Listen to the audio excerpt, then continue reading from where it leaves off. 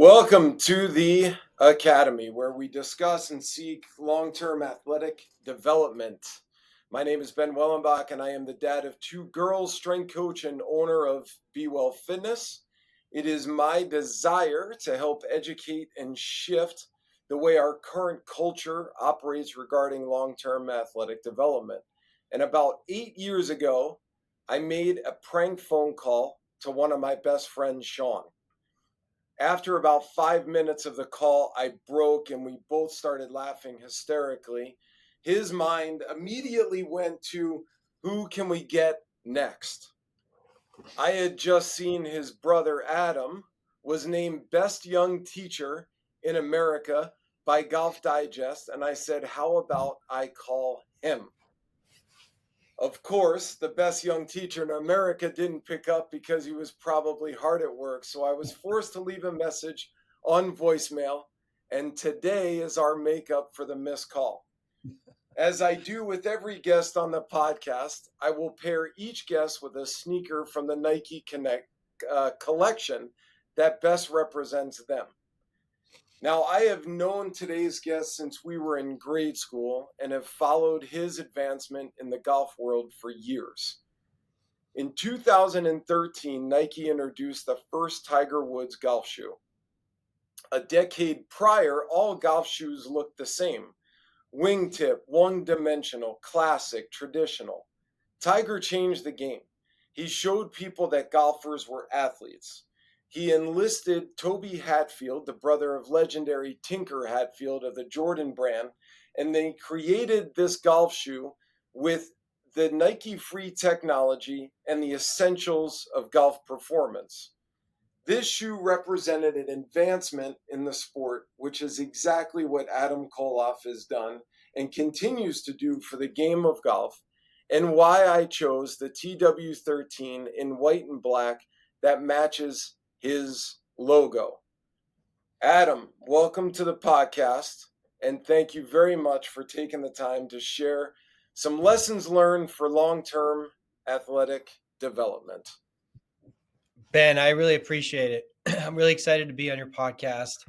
We go way back, no doubt. And yeah, I'm really excited to talk to you more about long term development. I've been in that world for a long time in golf, of course. I started teaching, I think, about 12 years ago under Jim McLean, a mentor of mine. And from there on, I've been a full time golf instructor. I've worked at various golf clubs. I ran Jim McLean's golf school at Liberty National outside New York City.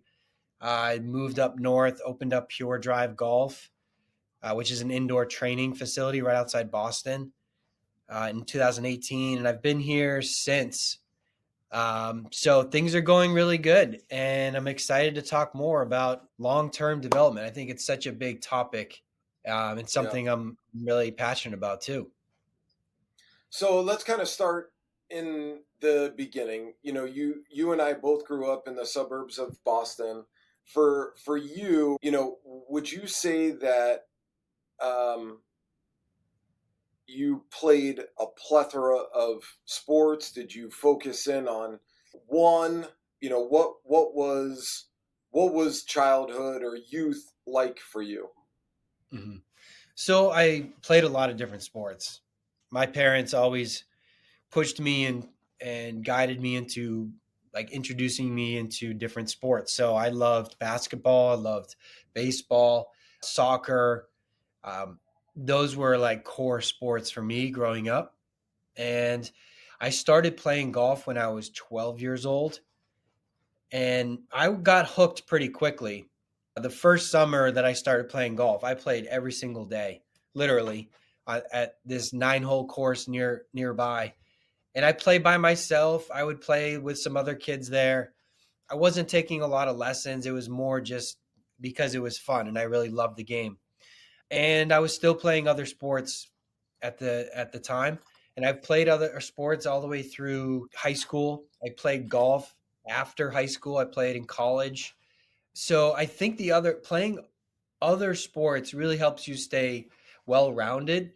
If you have a mix of team sports with individual sports, I think that's really healthy. A lot of kids I see get really focused on one sport really early on, and I see it come all the time in golf. But I think that robs them of developing themselves physically, for one.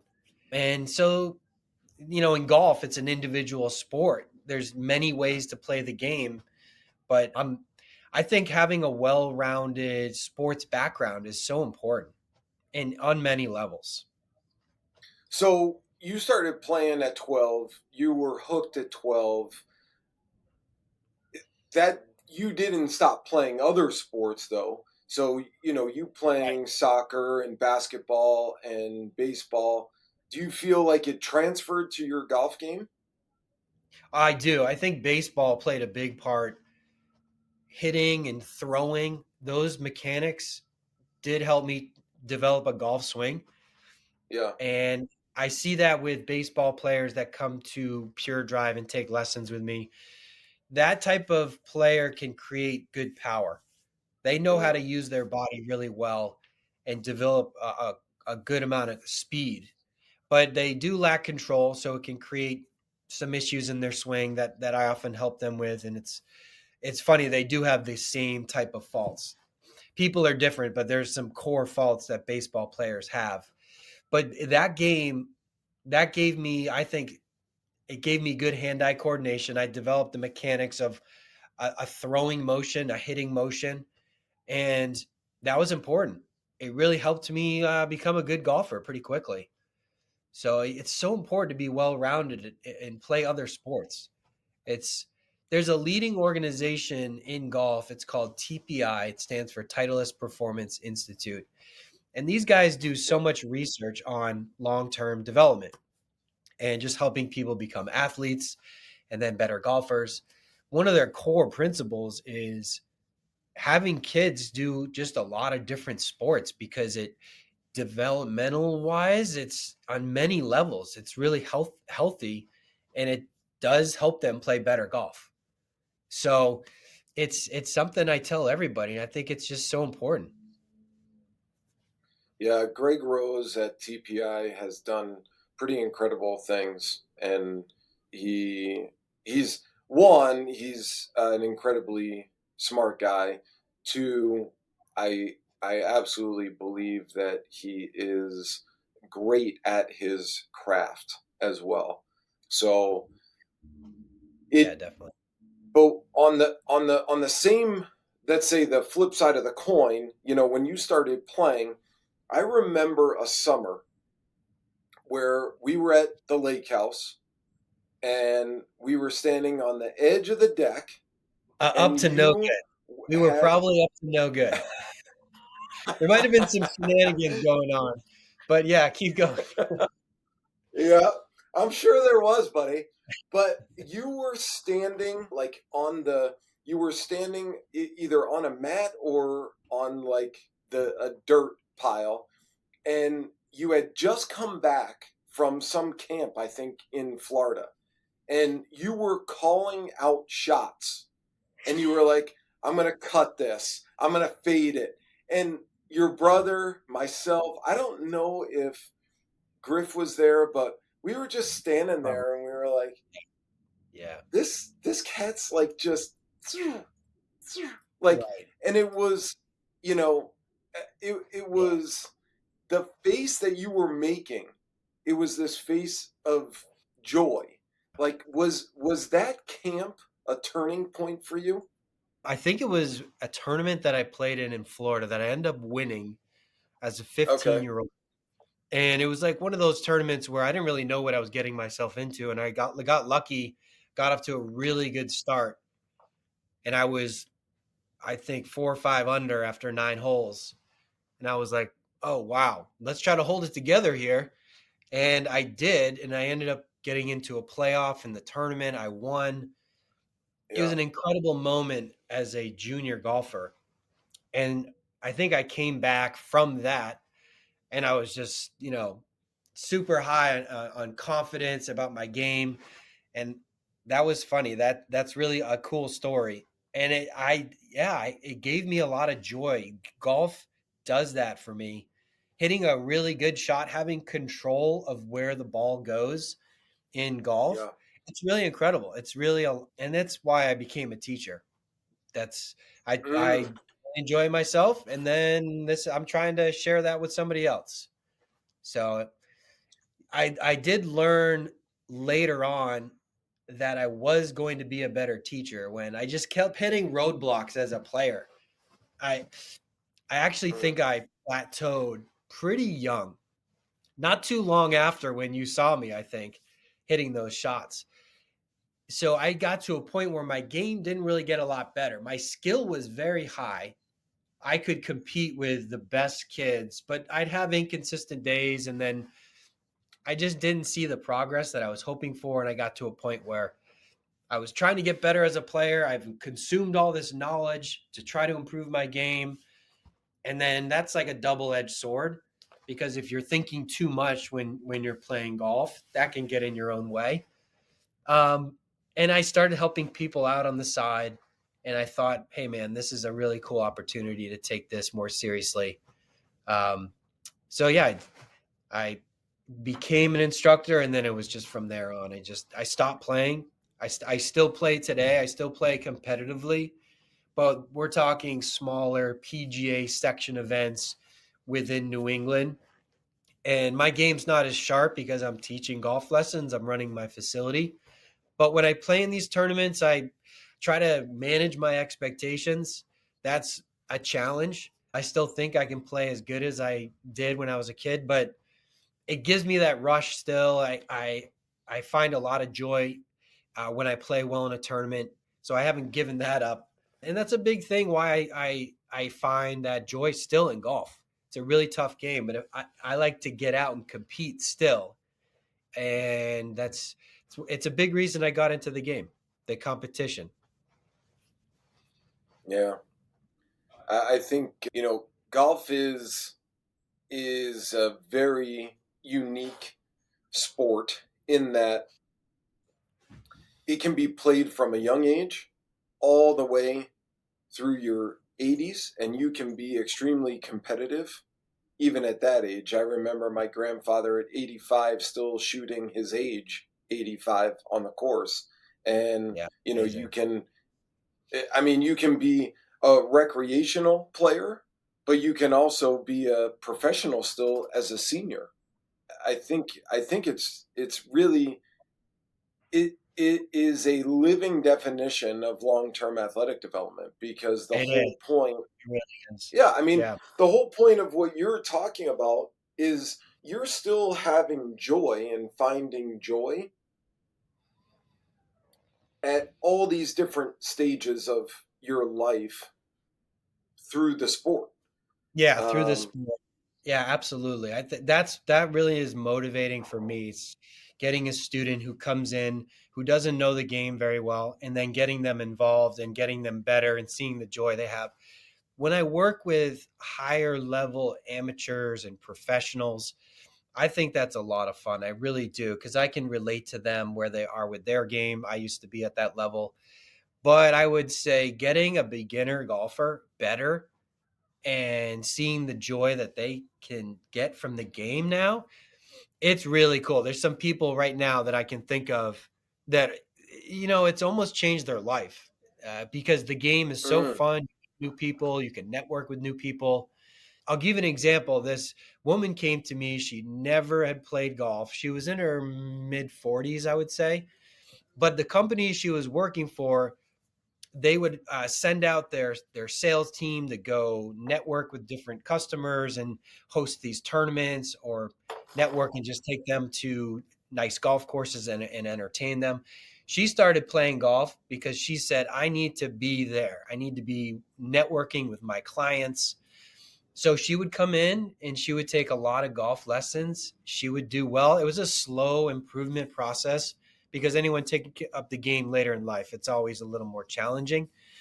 But she got to a point where she was getting pretty good and she was confident with herself. And then thereafter, she would send me messages saying how much she loves golf, how much it's helped her business, and she still plays today. And I think that's a great example. That that example is, so much that brings me joy a little bit more than other, like working with the higher level player. That's fun, but helping that type of person really get involved in the game. I think that's really special as an instructor to be able to do that. Yeah, because what you're talking about, the way I see it is it's certainly, based on the individual, but it it's opening a door or an avenue in life Yeah. to utilize golf to enhance what they're already doing. Yeah. You Yep. know, there are folks that come in the gym here and they say, I'm not looking to compete at all kinds of levels or, be some superstar, but they said to me, I have to tell you, this may not seem like a big deal, but I was able to go camping alone with my kids because I was able to be strong enough to hold a pack, to be able to, to carry Amazing. out. And it's like it, what what we do here in the gym and then what the skill or the sport of golf allows is really just an enhancement of life. And I mean, if if you could kind of picture not having that, I mean, Yeah. there's a There's so many parallels. Yeah. yeah, I Such mean, a great example you but brought up. A guy who's could carry the backpack. That's such a cool story. Now he has that experience with his family. yeah, That's I mean, that's so cool. yeah. So let's talk just a little bit about from a coaching standpoint, because you brought up how and why you shifted from to be an instructor, but tell me about the most impactful coach you ever had. Oh, let's see. Great question. Growing up, there was a golf coach that I had. His name was Steve Feinstein. He wasn't so much a golf instructor that would teach me how to swing a golf club. I had pretty good natural talent to swing. He was just helpful in guiding me which tournaments to play in, you know, how to keep a good attitude, where to travel, when not to travel, how to talk to colleges and how to manage my time, like in a lot of different ways unrelated to how to swing the golf club. In other sports, I've had some great coaches. Kevin Wierzinski was a great coach of mine at Lawrence Academy. He was my soccer coach, he was my basketball coach, and he eventually became the golf coach, which is ironic, but he wasn't the golf coach when I was there. And he just, he was always there for me no matter what. And so we had good chemistry and we had really good teams. Yeah, and then after high school, once I played professionally for a few years, I worked with a few teachers to help develop my game, and it worked well. I didn't really get that lasting improvement, but I think that was just me trying to figure it out on my own and realizing on my own, like, this is not the path. I got to figure something out. And after that, I got hooked up with Jim McLean at his school in Miami. And then he became my coach. But like, I worked for him. And because of that, he helped coach me on my own game. And I would say he's now a mentor of mine that I still talk to this day. He'll be at the PGA show coming up next week. But yeah, he's been a mentor of mine. And man, it's tough to get anywhere in life if you don't have good people that help you out. No doubt. Yeah. What's funny is I had a couple episodes ago, I had on two professional athletes. One actually who is still um, a professional playing for the Celtics right now. Funny enough that you're outside Boston, but I asked them a very similar question about the most impactful coach and kind of why, like why were they the most impactful coach, and their answers and your answer are principally the same. You Hmm. guys both didn't talk about the skill development. you didn't gravitate to a coach who you know dropped your handicap or Mm. showed you some amazing shot, or you Yeah. you mentioned coaches specifically who were there for you, who cared, who seemed to take an investment in you. Yeah. And I think that is vitally important because I think more coaches need to understand the impact that they have. And it's not about the wins or losses. It's not about some cool shot or, um, you know, any of the various skills that your sport would elicit. It's, are you It's a, there? Do you yeah, show up? Do you that's care? a good point. Exactly, Ben. Yeah, I love that. I think that is so cool. And I think you were spot on. The people that I thought of were just great people that helped me along my journey as an athlete and person. Yes. I wasn't quick to say, "Oh, this guy helped me in my backswing because I had to, I was doing this in my game, blah blah blah." I hope people out there find those coaches, and it probably happens naturally. Young kids trying to learn whatever it is, he's got to go get help from someone, and I hope coaches like lean on that. I think what you said is really cool. It's you want to coach them. You don't. It doesn't have to be mechanics in golf. There's so much mechanics. I mean, it's incredible how many variables there are in the golf swing. So for me as a teacher, I try to do as little as I can as far as the mechanics. If somebody comes in and they're really bad, I mean, I got to get in there and make some pretty big changes so they get better. So I may be a little mechanical at the beginning, but after that, then it's like a lot of positive reinforcement, coaching on a different level, just giving them encouragement. So it's so important. It really is to be a good coach. That's such a good point, Ben. I love it. Yeah. So you bring up something about positive reinforcement or you having to really get in there.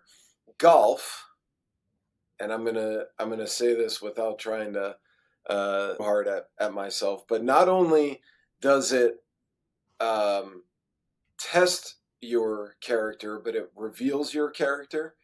Um, and I Oh yeah. have I have a scar on my wrist here Oh, from, so I hit this, what I thought was a phenomenal drive. And where is this going? so wait for it. I am I was at a point in my golf game where if you got me, let's say within 115 to 120, maybe even 125 in that range, I had my 56 degree, and I just felt so smooth with it. Like I had so much confidence with it. So Yeah. this drive, it put me exactly where I needed to be. And so if you can picture, like, here's the fairway, and there's this body of water, and then the it wraps around, and then the green is like right here. Yep. So of course I come up on my second shot and I'm like licking my chops, like, I know I can stick this. Yeah. And what do? Right in the lumber yard. I put it right in the lumber yard As at soon him. as you said water, I was like, "Oh, that's where his ball went." Yeah. I can't even begin to tell you how pissed I was. I got back to the cart and I Mm, went like this, and yeah. the clip that holds the scorecard, Yeah. Oh, it yeah.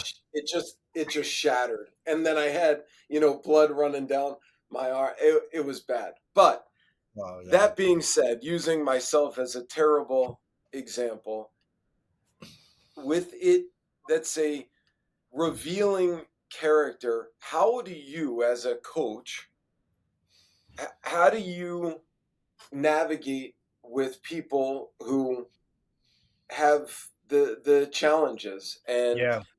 what's your approach with that? Oh man, that's a great question.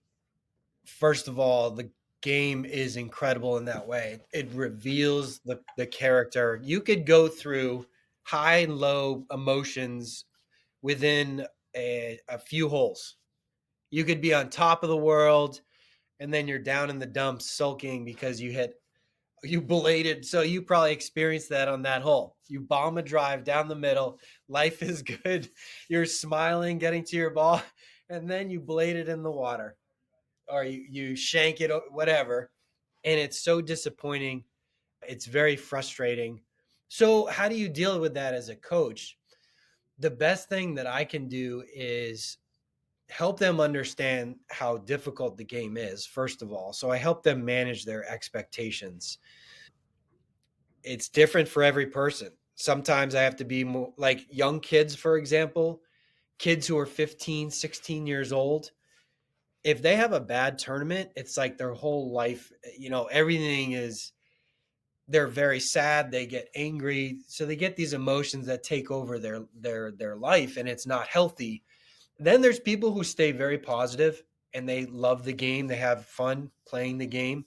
And usually that type of person, they don't the game doesn't it doesn't do too much to them, like, because as from a young player's point, they if they don't play good golf, they get very frustrated very easily. So it's a tough question to answer, to be honest with you, Ben, because everybody's so different.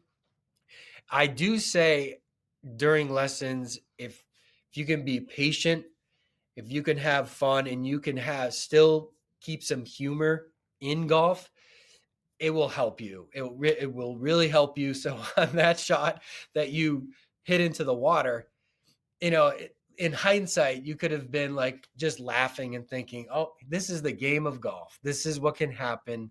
So, and you laugh about it, and like in hindsight, that's what you should have done. But man, that would have been tough.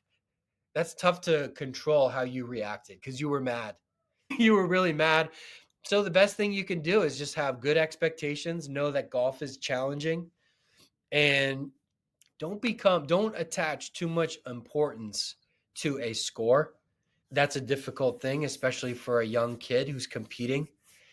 You have to have this mindset of constantly getting better, constantly trying to learn about your skill level, and then figuring out ways how to, improve upon your weaknesses, how to develop your strengths, and just weather the storm.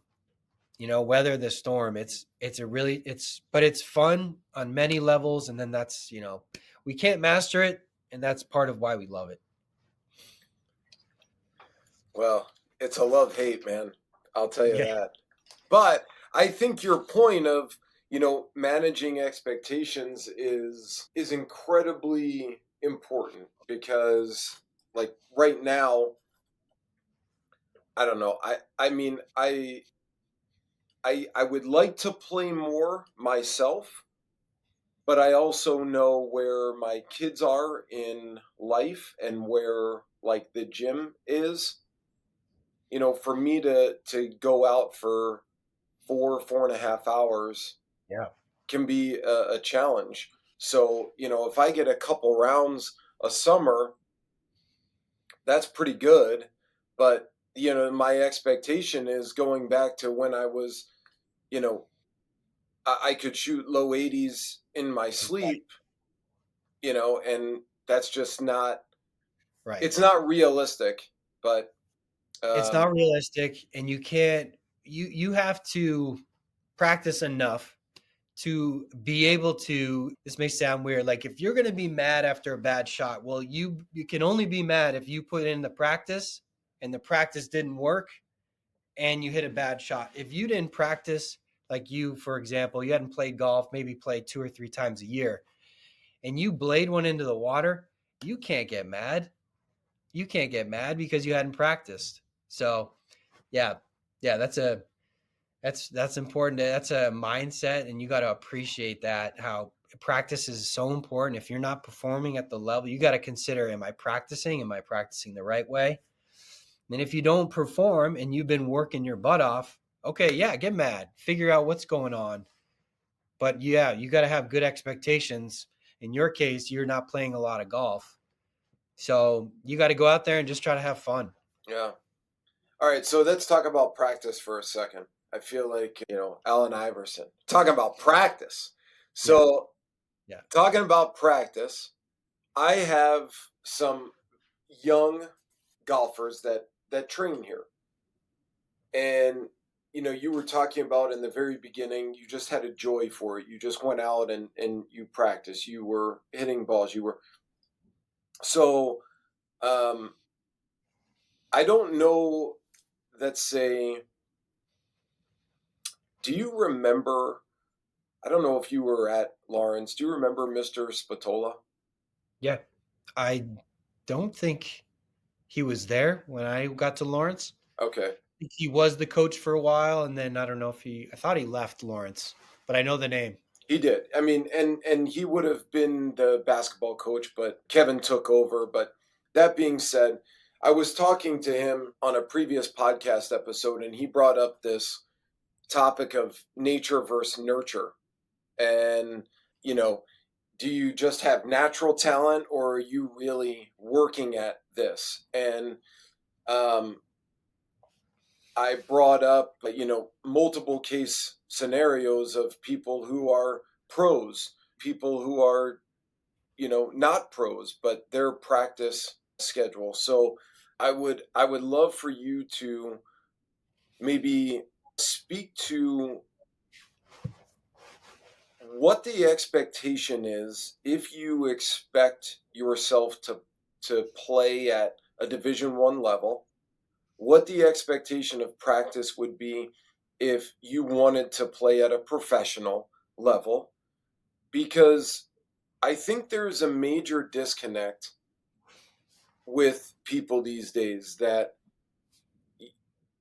oh, they're just naturally skilled and they're going to play D1, or oh, they're naturally skilled so that's why they're going to play professionally. But the reality, in my opinion, is yes, they have some skill. Mhm. Yes, there's this nature component, right? But they have to nurture that. They have to Yeah. practice. I mean, it is work. So, you know, Yeah. speaking to some of your that's, call them top end people that you work with or have worked with, what, Mhm. like, speak to their practice schedule or even Yeah. your practice schedule.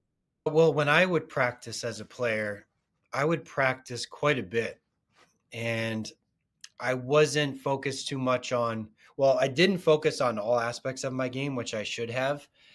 I did focus on things in my game that were important.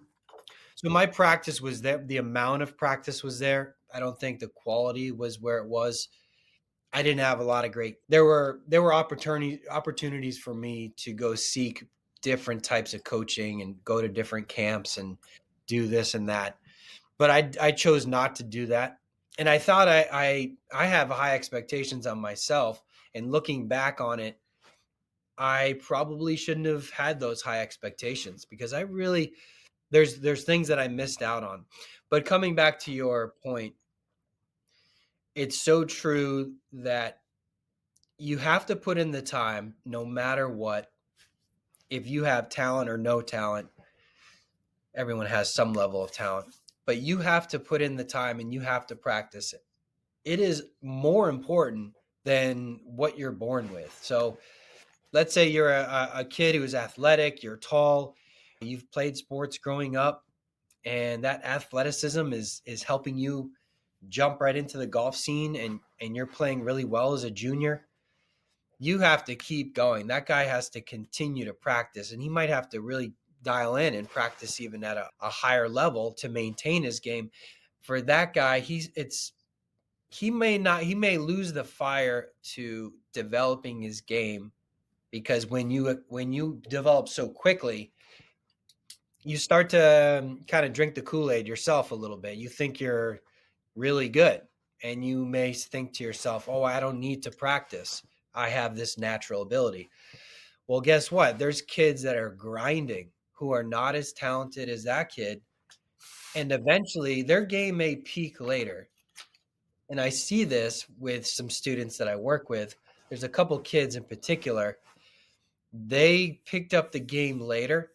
They didn't develop it as quickly as others, but they had this mindset of constantly improving, managing expectations, coming to a coach, working on the right things, and then just dedicating themselves.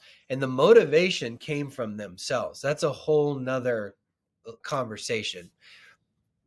When I see a kid who doesn't have that motivation, it's coming from the parent. I mean, it's you and I could go off on a tangent on that one, I'm sure.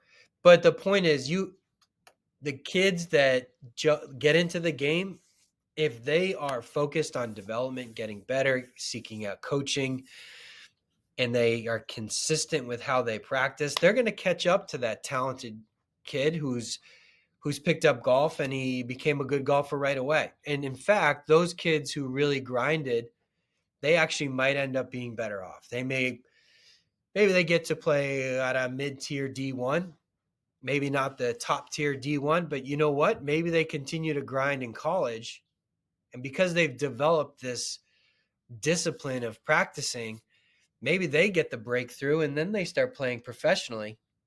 So it's so important. It really is. No matter if you're the nature, like you said, Ben, is one thing, but that nurture's got to be there no matter what.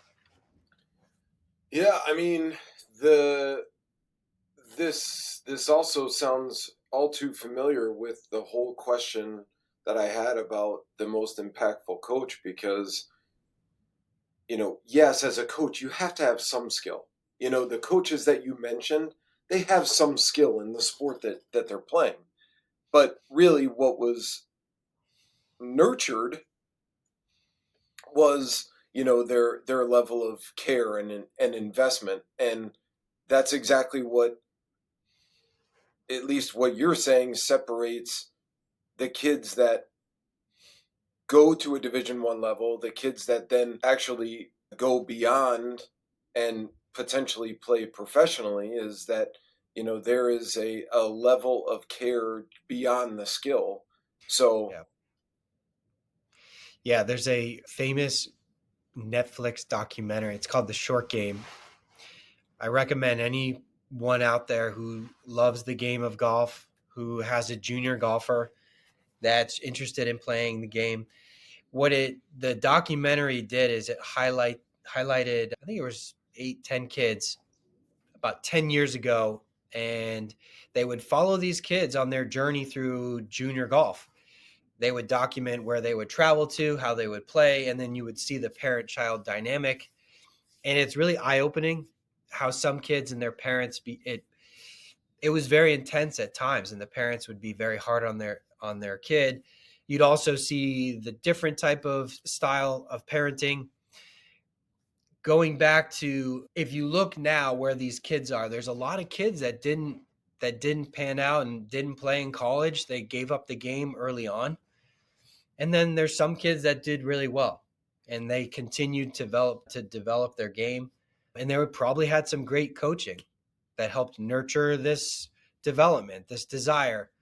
So it's so different from kid. But I recommend, if anyone wants to check out a really cool documentary about golf and development, you're going to see how different kids are, how they get nurtured in the game. And there's obviously different parenting styles. But yeah, it's a great documentary. I would highly recommend it for anyone who has a junior golfer. well, it's a great suggestion. There, as you were giving your answer prior, you had said the term missing out, like you missed out on something. I don't know if you remember saying that, but what did you miss out on? What were you referring to?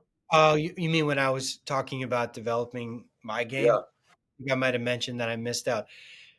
What I think was there was opportunities for me to go develop my game in Florida. I could have spent more time in Florida. You can't play golf year round, obviously outside Boston. So I could have spent more time during the winter training when the Hmm. weather was. I didn't play in as many tournaments outside of New England as I should have. I was a very well-rounded athlete. I was very serious still on soccer and basketball through high school. If I did specialize a little bit more in golf, and then the timing was right to do that, I think I could have took my game to the next level. Um, when I got to college, I was doing well, but I could have, seek some more coaches and figured out better things to ways that I could practice better, improve get some eyes on my game instead of me trying to look through my lens and say, okay, I need to do this because I think that's the right thing that I needed to do. So I wouldn't missing out, and maybe a night of that probably wasn't the best way to describe it. But looking back on it, I know the things that I could have done to get better, and that I think helps me become a good coach. I can share those things with my golfers and tell them, hey, if you really want to take your game to the next level, you got to do X, Y, and Z. And those were things probably that I missed out on. Yeah. But you also mention at the very end of that the importance of self motivation as opposed to parental intervention. Yeah, And I think that is a major, major issue and a major topic because in long term athletic development, you have the athlete, you have the parent, you have the coach, you have the organization, institution, and all of these are in the cog of a wheel. And it's my right. belief that if the parent wants it more than the kid, there's no amount of talent that will override that. Yeah, I have a lot to say on that. I'll try to hold back some of my frustration, but there's Don't feel like you there's got to hold it back on my account, buddy. Let her yeah, rip. okay. I'm not gonna name names, but there's kids that I see where I clearly see where the motivation comes from. And it can be the kid or it can be the parent. I will know within a few minutes of the first lesson when this way they'll come in. Let's say I meet them, I welcome them to the facility, I start to talk about, let's say I get past the introductions, I'll turn to the kid and I'll say, so how's your game, what can we do to get better?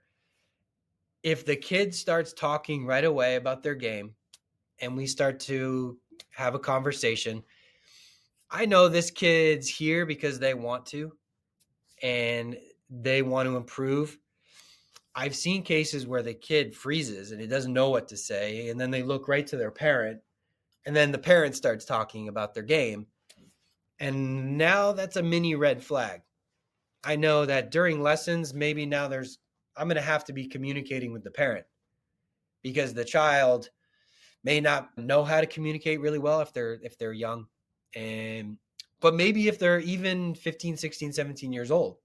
There's kids today that I struggle getting them to say a lot during the lesson because their parents are there, and the parents are driving the bus. That's one way I will describe it. So I can see that there's different, sometimes a cultural thing, but I do see a pattern where the kids, when they have the motivation, they drive the bus. Their improvement is more like on a trend, like a trend line that's going up. There's some peaks and valleys, but they're on a good trend line. And maybe it's not as quickly as other kids, but it's always going up because the passion's coming from themselves. When it doesn't come from the kid and it's coming from the parent, I see the motivation start to diminish. And I see kids starting to sometimes become motivated, but motivated in a bad way, motivated in a way to like show their parents, like impress their parents. Like that's where that becomes what they play for. They want their parents to be happy. If they don't play well, their parents are not happy. So can you imagine a kid comes home and he's like, oh, I shot 82, which is not a good score. let's say the leader was 68 or 70 and the kid shots 82. When the parents when they're so invested in this game, and then they try to be the driver, they can get angry and they can be upset. And can you imagine what the kid's thinking if their parents are really upset that they didn't play well? So that dynamic, it's a dangerous, I think a dangerous dynamic. It's a slippery slope. And I see some kids that are suffering from that right now. It's not doom and gloom, which I might be painting right now. It's just it's an unfortunate dynamic that I see. And one of the kids that I work with right now, I can tell he's at a point in his development where it could go either way. I think he may be the example of a kid who gets burned out and he stops playing golf.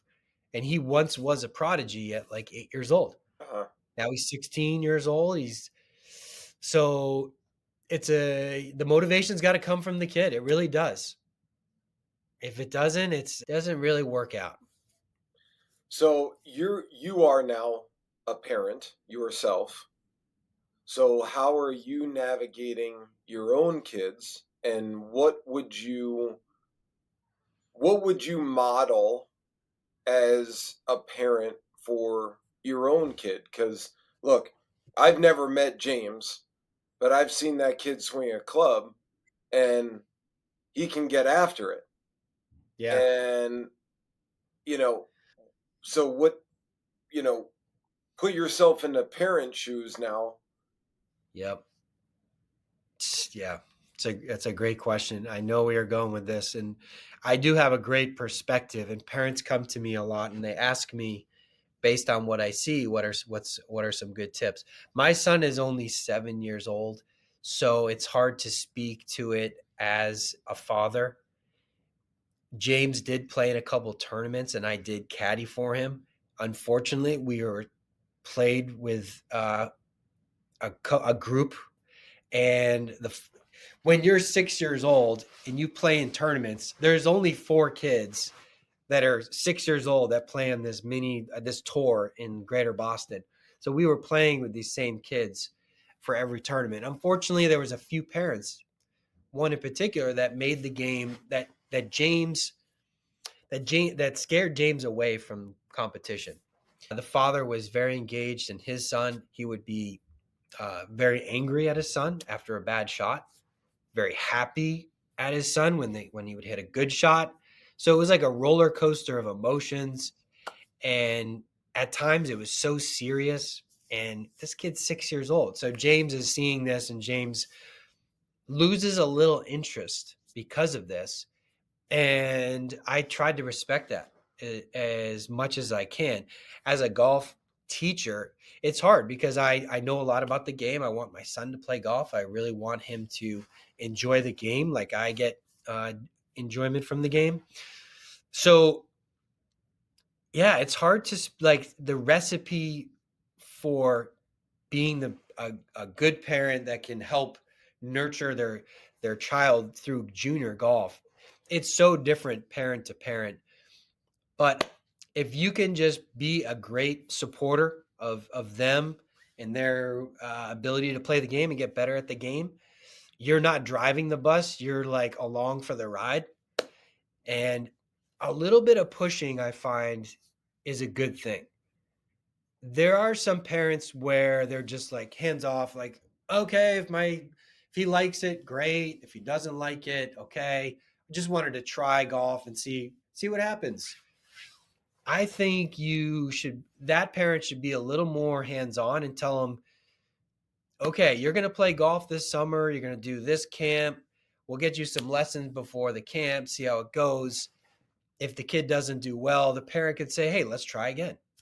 Try to push it on them at the beginning and be very mindful how the kid is reacting. You'll learn really quickly as a parent if this is the right thing for your kid. And if if you're a good parent, you'll figure out real quick what the right thing is to do. If the motivation is from, I want my kid to get a scholarship so that I don't have to pay for college, that is like the worst thing in the world. on many levels. And there's different examples in a similar way.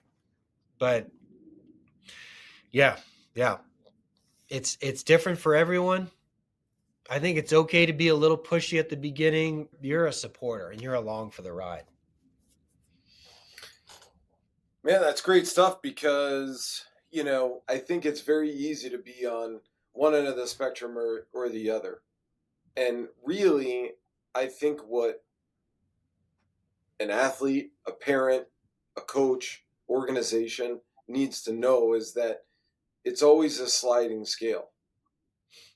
And after you're saying that, that's what it makes me think about that, it's not like hands off all the time, like, hey, whatever, or it's not, you hit this bad shot. I mean, what the hell are we doing here kind of thing if you're not going to take it, it's not this Yeah. hard pressed, but it is this sliding spectrum of, how do we support but also Yeah.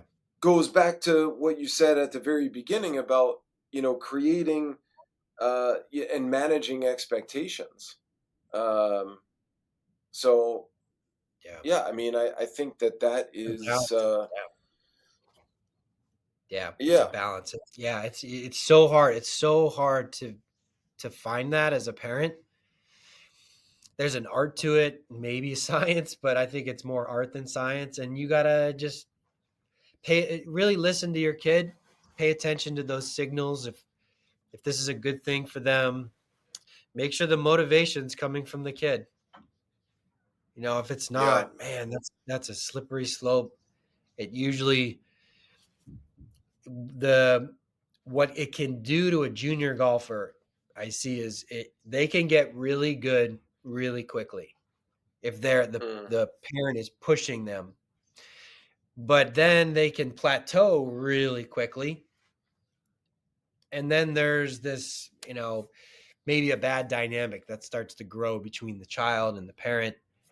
And that can go either way. That can go Yeah. either way. Okay, so one last question, then I want to let folks know All right. about some of your things here. So I like to kind of finish out is um, there's a I would like to know your, and it could be golf specific, but it could be just sports industry or youth development in general. But you could specify in golf if you would like to. But I would like to know your biggest rant, like what you just are tired of, sick of seeing, really a big frustration for you. Yeah. um, I would love to know what your rave is. So, like, the thing that you're most excited about or that you love. Again, it could be golf specific or it could just be in general. And then what what would you propose as like one thing, one actionable step as a resolution for this rant of yours? Mm. So the rant, I already ranted on junior golf, so I won't go there. That would be a big rant. The other one would be the proliferation of information that's out there right now. It's at a point where it's doing more harm than good. For example, there's YouTube, there's Instagram, there's so much instruction out there in golf. I get students all the time that will come in and they'll already have an agenda in their head. Like, this is what I want to work on. I have this fault in my swing and I want to do it this way. And now I'm teaching lessons and I'm trying to deliver a lesson and give them what they want during the lesson. And for a while as a young teacher, I would fall into that trap, but now no, I'm not. I'm not going to do that. They have paid the money to come to me for a lesson and I'm going to help them the best way I can. So there's so much information that it's really causing golfers to struggle with the game and get lost. in the game, and golf's a tough game, and disaster can strike quickly. You can get very frustrated. So that's a problem. What I think is really good is the growth of the game. Everybody, a lot of more people are playing golf. COVID really helped. I think a lot of people are playing less contact sports for different reasons, but golf at Lawrence Academy, for example, there's 3 golf teams, Wow. which is wild. Yeah, when I was there was one. We had a tough time finding 8 people to go to a tournament, which is what we Holy needed. cow. Yeah, we had a tough time to get a team. Now they got 3 teams, so there's a lot more people playing golf, and it's really exciting to see the growth. There's different ways it's growing. I don't know if you saw recently there was the is it TGL. It's the indoor golf league that Tiger is behind. They had it's been on for a couple weeks. People are raving about it. It's basically simulator golf, and pros are Mm, competing in the simulator. I think that's an interesting new development, and I have some thoughts on that. But just seeing the growth of golf, it's really exciting to see that. It's helping my business, no doubt. So I'm having fun with that. right. And then what else? The solution to the problem. This is a tough one. Here's what I think, Ben. I think the information is going to continue to grow. Like there's going to be more and more. Like this is not going to get better. It's going to get worse. I don't know what the solution is. I think it could be people like myself, golf schools, golf academies that help guide people through this so that they learn their according to their own body type, their own weaknesses, strengths, physical ability or lack thereof. Like there's a lot of factors to consider. So if people like myself and other coaches and organizations help guide the golfer, that I don't know. I think that's probably the only solution. Nice. I would imagine in your world, there's more and more knowledge out there, and it's going to be more and more challenging for a kid to get the right advice. And then you're a coach, you're trying to tell the student or your team this is what you want to do, and you have your beliefs based on your training and where you learned, who you learned from. Sometimes there's going to be kids that are like, no, I don't believe in that. Maybe they've learned online because there's a lot of places that they could go to improve their fitness. So I'm sure there's a lot of parallels.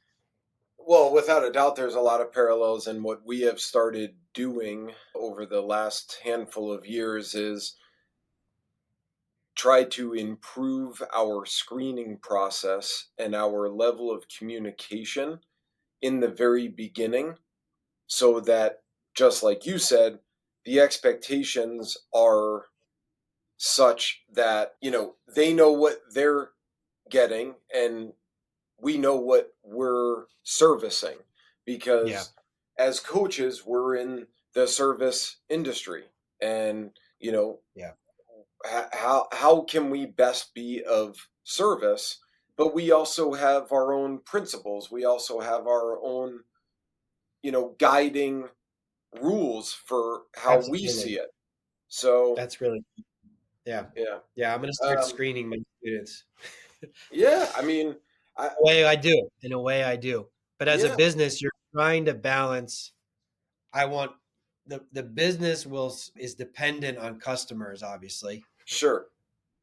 So you want to invite everyone, you want to be welcoming to everyone, but at the same time, it's a really great thing to screen the right people, like in subtle ways. If you can let them know at the minimum, like, hey, this is our programming, this is what we do, Yes. and we're not going to veer off from it.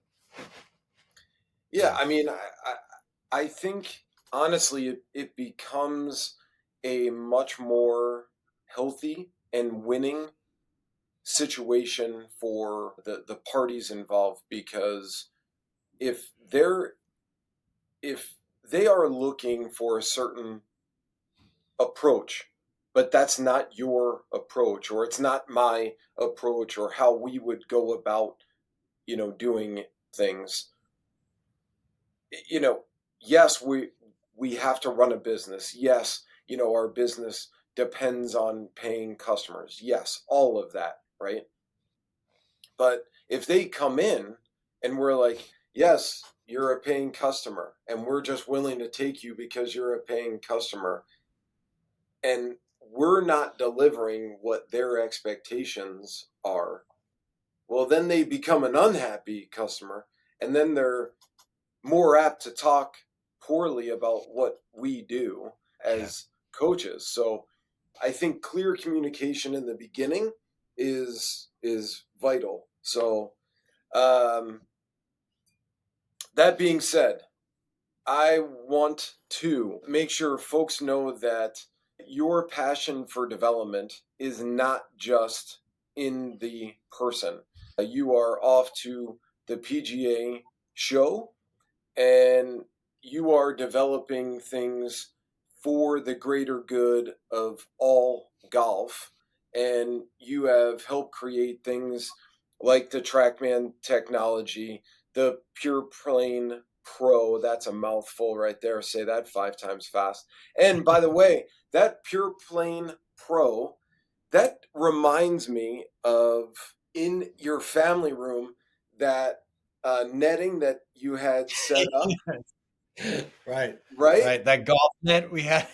The golf net. But do you remember? I'm sure you do. You had certain spots almost like markered out, and they were for certain clubs. So, like, you would hit a 3 iron, and the Yeah. ball would go in that spot. You would hit, Right. a wedge, and it would go like the Right. trajectory is. I don't know. I distinctly remember it because every ball you were hitting was, let's say, matching with the club you were hitting. Yeah. So Yeah. that was really cool. The thing more closely tied to what we do here is what your current project is, which is the glove. And what we Yeah. say in here in the gym is setup is king. So the drill starts how you set up. And what you're talking about with this glove, which certainly speak more of, but you're talking about now the development for coaches to help future development. And I Mhm. think that's so important. Yeah. So the PGA show is coming up next week, and that's in Orlando, Florida. This is where I'll be launching my training glove. It's called the Pure Drive Practice Glove.